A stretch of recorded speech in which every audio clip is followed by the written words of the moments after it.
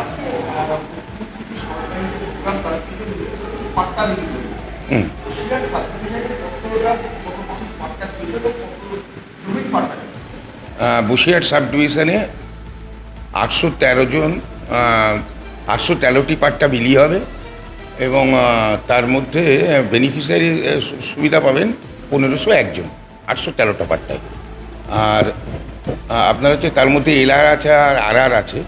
RR পাট্টা হচ্ছে 255 আর LR পাট্টা হচ্ছে আপনার 588।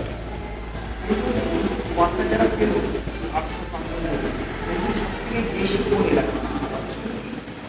হ্যাঁ, অবশ্যই সন্দেশখালী, হিঙ্গলগঞ্জ এই এলাকায় অগ্রাধিকার আছে। আমার কাছে যে লিস্ট আছে তাতে হাড়োয়া হচ্ছে আপনার না, সন্দেশখালী হচ্ছে সবচেয়ে বেশি। সন্দেশখালী হচ্ছে মিনাকা সবচেয়ে বেশি, 95 জন। সন্দেশখালীতে 85 নাম্বার। তারপরে হচ্ছে হাড়োয়া হচ্ছে 72 নাম্বার। আর